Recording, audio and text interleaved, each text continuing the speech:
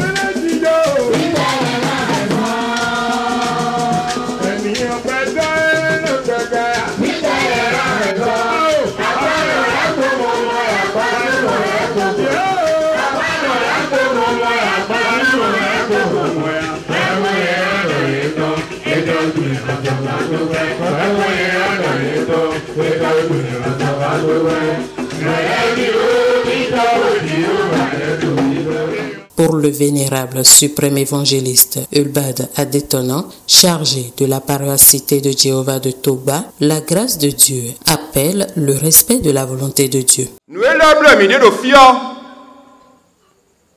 bon vendredi la tegbe mi no blo mi no wa jawa mi no kule mo no khodewe do deki ko mi tome o azon ren gbono wa nu mele toku no no mo no senu nukutono eno monu afotono no chite eno zechiowa ba eno chite ru ma osi nkotame me ndero wiwa temetemeleo do prier lo wenu ye no mo pongbo eton le teme me le no ze jeteji mono do mi no jawa ro fi mino wa jawa mawu ewe no de gigo to sokle bo yen podo kwepo dide mi hwa kutagbo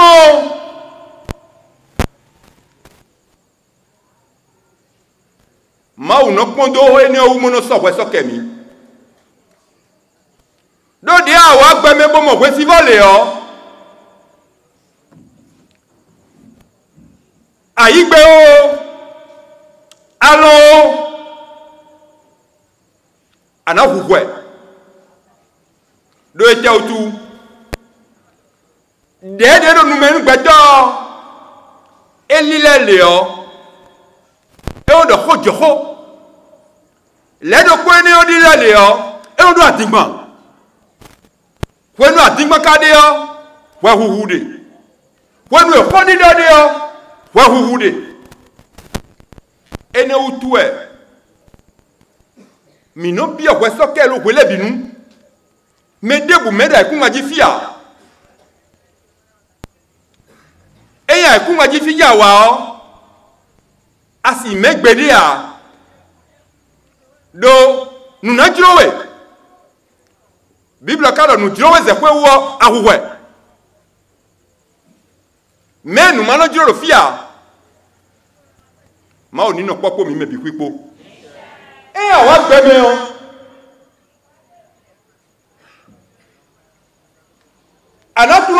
akuna odo nubi bwana se kwedina ya wa fidio zonu ni ya ni mo wa fi o ma we na we gbeje do koto me bado mi mo bo gbe yo ma we na awa dobo eblo ma we na wo ba da bo bo do ma wo na fi we lulu ene na pejo pe mi o lo gbeje lo ti mo ka flu alo pe mi ka flu tu es flouté alo yi yo pepe mais a flu no ma wo wo me akolo go wa akolo no me we gbeje lo mi me ti bo ke chaka tu afi bodo gbe flu me chaka tu pe si wa ne wa ni me bi lo sha chaka tu ku tu aso ko ni kwa le ma wi ton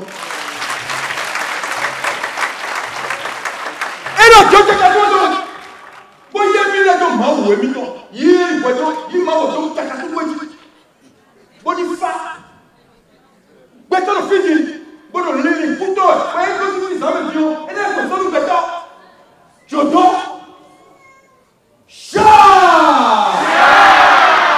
so tu ku aso ko ni kwa la ma mi ton e na jodo ni video ye mi le beto lo fiji mo ge defo lo so de jawe o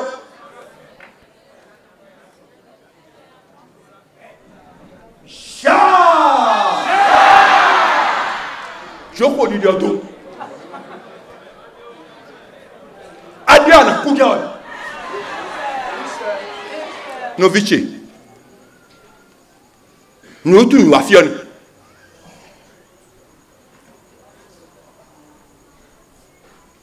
eya si joko de no akuno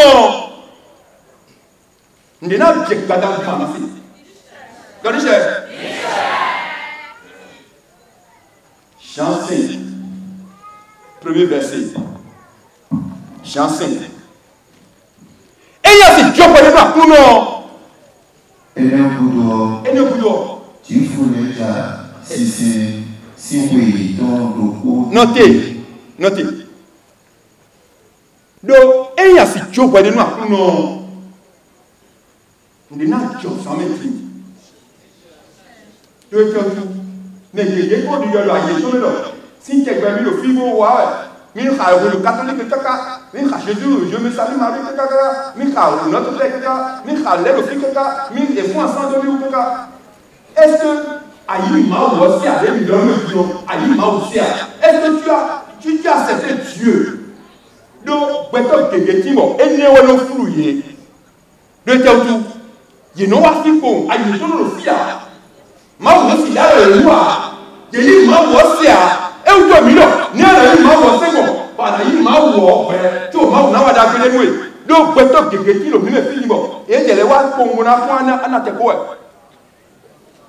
no le fi bi o e kan ye a ama e ko ke te fi mo ka do no me ti lo fi gbeto fi ni mo e ko si fi na isan jijan e no ni le de bu o e no wa da pe nu me a e na je le no e na wa da pe nu ya e na le wa da pe nu tu ya e na wa da pe nu tu se bia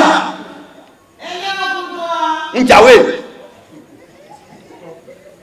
kan ni ana blogbon do mi wa fi keke ko support nko si eme mi na bio bon ma wo na de kunu mi o si o lo nu komiton on mi to ka bio me peut-être que non ti te na bio me c'est faux peut-être a yo mu na ko on to bio me oh angele le wa mu da lo to e wo no subo mais là mon collègue Conscient que l'adoration, la prière et le partage de la parole de Dieu sont de redoutables armes de destruction des forces du mal et de délivrance des âmes, les participants ont élevé la voix pour invoquer la puissance du Saint-Esprit afin qu'elle se manifeste à travers son peuple.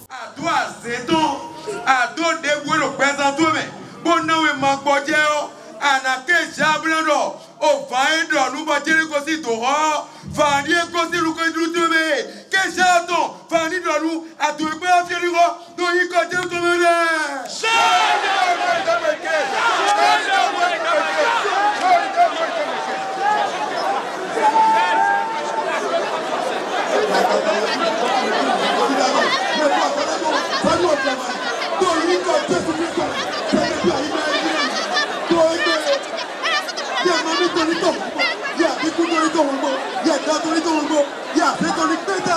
Venu pour partager avec le peuple de Togba la grâce, le chantre de l'Éternel Anateko a plongé l'assistance dans la louange. Je ne connais pas ton problème, mais j'aimerais te dire que la solution n'est pas auprès des hommes, mais auprès du Dieu vivant leur chauffeur. Regarde-moi bien mon frère, quel que soit ce que tu traverses, quelle que soit la maladie que tu trimbales avec toi, si pendant la délivrance ce soir, tu n'as pas encore été touché, alors j'aimerais que tu expérimentes le Dieu Yoshofra. J'aimerais que tu lui ouvres ton cœur, que tu lui parles. Invite-le dans ta vie. Dépose tes fardeaux au pied de la croix de Jésus. Lui seul est la solution. Lui seul peut te délivrer. Lui seul peut te guérir. Là où les hommes ont dit que tu n'auras jamais d'enfant, que tu seras stérile. Ce soir, je proclame l'enfant dans ta vie. Là où les hommes pensent que tu es né pour demeurer célibataire à jamais, je proclame avant la fin de cette année que tu trouveras ton mari ou ta femme. Les hommes t'ont peut-être condamné à mourir. Ils t'ont dit qu'il n'y a plus d'espoir. Ça ne sert à rien d'aller à l'hôpital, c'est fini pour toi. Mais nous avons un Dieu vivant. Et c'est lui qui a le béni. Alors je proclame la vie sur toi. Je proclame la vie sur ta vie. Je proclame la vie dans ta vie. Je proclame la vie dans ton foyer. Je proclame la vie dans ta famille. Je proclame la vie autour de toi. Parce que seul Dieu peut donner la vie. Et c'est ce que vous êtes venus chercher ici ce soir. C'est au pied de ta croix que je trouve le réconfort. Je n'ai plus peur de rien quand je suis blotti dans tes bras. C'est au pied de ta croix que je trouve le réconfort. Je n'ai plus peur de rien quand je suis blotti dans tes bras. Assoiffé de ton nom qui me redonne la vie. Tu me nourris avec ton belle vie.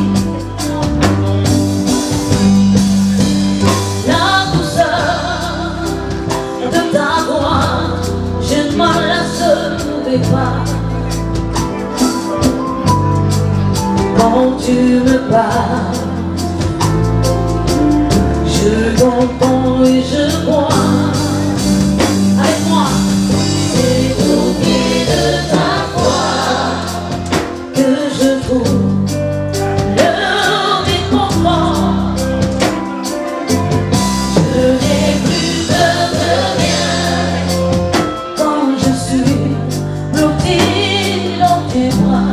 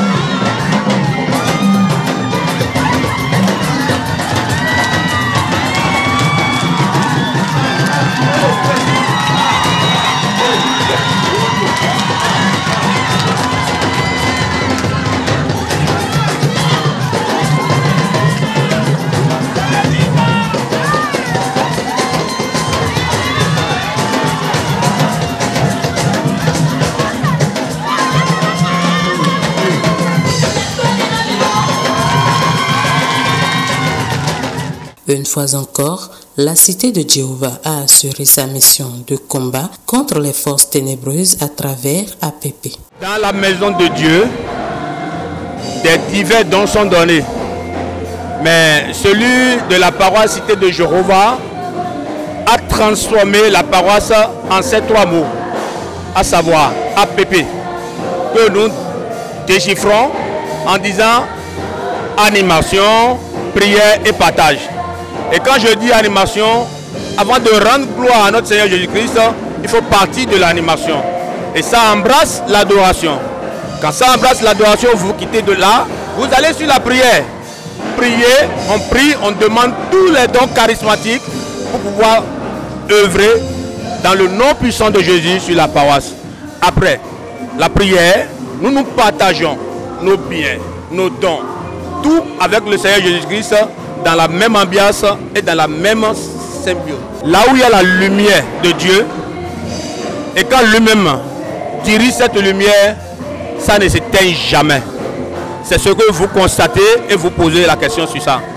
C'est Dieu même en noie l'alliance avec nous. Avec son arc-en-ciel au premier APP, il est resté et il demeure. C'est ça la démonstration de cette force que vous êtes en train de constater ce soir. Et au jour le jour, chaque vendredi, le monde s'accroît. Là, nous ne pouvons pas dire c'est la force de l'homme ou c'est la force du berger. C'est le Seigneur Jésus-Christ qui a couronné Papa au chauffard, qui a donné ce don particulier à la paroisse Cité Jéhovah de Toba. Et il nous guide dans ça et nous sommes dans l'allégresse, la joie que vous retrouvez ce soir. La communauté céleste n'est pas en marge de cet événement. Le monde entier même n'est pas en marge, car c'est Dieu même qui a allumé ce flambeau à Toba. Donc toute la gloire est à lui et que le peuple céleste dans le monde entier n'a qu'à venir adorer et venir s'abreuver pour la gloire du nom du Seigneur Jésus. APP lo azonja wo kulu no ton e nuni na we boye so na de bodona pa o so faro de jiwe mi sin yi se jiwe mi sin so ene melo uwe ye na gun e bodegbon de bodegbon meleve jiro mi no ho re brono kondo pome bi gbodo pome okuru na jete lo uwe de agun e jete bo se do alomena papa de tona eso akon mi do poro mi no pobo wo de na gun bi enso mo kan tutun bo mo gboje na kan tutun tu kla eje ete sasa de ho ete gbon pa kan to kan lo yeri no po na so gan mo kan tutun mi no pobo wo de na do yiro okuru no na do bebe na okuru no ni tun kan na pe tole ume mi de so bozo pli to vi bo to APP bayi to kun ni le me mi na mo lo azonja sujo to ayi bayi bo mi osu de to nlo bayi e no mo lo mi na do nu no job no to bu na mi uwa yin do e do yaro e ma yin do wulo mi to me kai wulo mi de to me e no to bu na mi to ayi bayi nso amombo afoponu avi bo de nu to lese bo yi do aga bo ki hallelujah bo do awa nso amodo nu ku to nu avi e ma yin do mi to wo do bo to mi ni le klo bo e so monu nso amodo e se si osusu avi ovi pe bi oku mewo osu oku bo e se avi bo e fo buno di mi osu bo mi no apomoro na jo ga to azon e wa gbon na jo ga to azon e wa gbon e no to bu na mi de so le azun maha uwe yin no ale no jegbe to le yi bo e no wa vi bo to nuku iwe me se ru po me jo lo mi na wa azon ja o bo no azon ja o bo pe to le no mo kan tuntun uwe no to bu na mi osu azon ja o de jo fi e supo de so ayin APP ton pàtàkì lo uwe vi mamonji beto le ton you know how to viji vi ga bo nu ari mi osu parce que menu avile minamo ayonle malenle minamo catholique anle minamo évangélique le minaso bigbo no gbe mi ton de to agunde voji le kavi de to hae le mele yeme po enu wa minaso amo mede ma yi se de pepe boto vodun si an lodi le yo so no so wa bo no so amo azonja okulon ton yi o viji lo ene so sun maha mede no afile ni gbo adodo jo chonu emi no sen ni eyi nde to gona nde to aigba eji me to nu kona mi osu no ho de dodo en do mi osu emi nde to gona nde jo ni sen mi se en do mede nde to gona nde to fi to aigba eji okulon in tun asiri melo ton bo to unyan melo don e do yaro nde ma gona nde janwe bon Dieu si on yo jam mité et na den kaka do ye mito yiro e boto veve na iro ini ma ine to go an leblo yeni no yeni he yisego bo he pipa bo wa fi to gbero po me to kondo po me to jona yin lando le me to we so ke me nozo me azonja ona to jijo okulo mi ton do polo yin to so e wa yi bo yin do polo to egbe bo so de ja ma e na so yin do polo ga e ma na dio. Personnellement, j'aimerais remercier l'Éternel Dieu pour ce qui s'est passé ce soir. Parce qu'on ne m'a pas dit, mais je sais qu'il y a beaucoup de personnes qui ont été délivrées. Dieu s'est manifesté, la présence du Saint-Esprit était là. Et c'était vraiment extraordinaire. Donc moi-même, je me sens rempli. Je me sens rempli de l'Esprit de Dieu. Je me sens rempli de la présence de Dieu. Et quant au temps d'adoration qu'on m'a donné, simplement, c'était formidable. Parce que le peuple de Dieu était là, les gens avaient besoin, les gens avaient soif de ce temps de louange et d'adoration. Donc je bénis l'Éternel, je bénis la vie du devancier Adétonnant, je bénis la vie de tous ceux qui sont ici présents et que Dieu bénisse cette œuvre. Nous en avons besoin et j'espère que beaucoup pourront prendre exemple sur ce qui se passe ici. Maintenant, il faut le dire aussi, c'est son appel. J'espère que Dieu pourra révéler en chacun de nous notre appel afin que nous puissions faire de grandes choses pour sa gloire. Nous sommes dans un temps où les gens ont besoin de se retrouver pour proclamer le nom de Dieu. On ne peut pas dire qu'on est chantre, c'est pas seulement quand on m'invite pour des grands concerts, c'est pas seulement quand on m'invite pour payer qu'il faut dire que je suis là. Je pense que mon ministère aussi, c'est d'aller partout, c'est de proclamer le nom de Dieu, que ce soit chez les célestes, les catholiques, les évangéliques, les protestants, les assemblées de Dieu, les méthodistes. Je pense que j'ai toujours demandé la liberté spirituelle, c'est-à-dire pouvoir me rendre n'importe où pour proclamer le nom de Dieu. Et c'est ce qui me fait aujourd'hui me retrouver dans la famille, il n'y a rien de plus beau. Et puis, je suis contente d'avoir proposé ce temps et que le devancier a accepté. J'espère qu'on aura l'occasion de vivre encore des temps forts. Je suis très contente, surtout quand on voit le monde. Il y a vraiment un monde fou. Et je vous invite à vous joindre à eux la prochaine fois. C'est sûr que je reviendrai. Je reviendrai célébrer le culte. Je reviendrai pour d'autres temps de partage. Et je vous invite aussi à faire le déplacement. Et j'ai la foi que vous n'allez pas repartir comme vous êtes arrivés. Dieu va vous toucher, Dieu va vous changer, comme il a eu à le faire pour tous ceux qui sont là. Soyez vraiment bénis. Je vous invite au prochain rendez-vous sur cette paroisse. Je pense que nous avons beaucoup de choses à faire. Dieu m'a permis d'être à Dambo. C'est là que j'ai trouvé ma paix. Alors je vous attends. Je suis de retour au pays et une fois nous allons finir avec Covid-19, je pense qu'il y a beaucoup de bonnes surprises qui vous attendent. Que Dieu vous bénisse, peu importe ce que vous traversez, que cette année soit une année de couronne, une année de gloire, une année de bénédiction. Que Dieu fasse sa volonté dans votre vie. Que la bonté de l'Éternel demeure sur les organisateurs pour de plus grandes victoires et témoignages.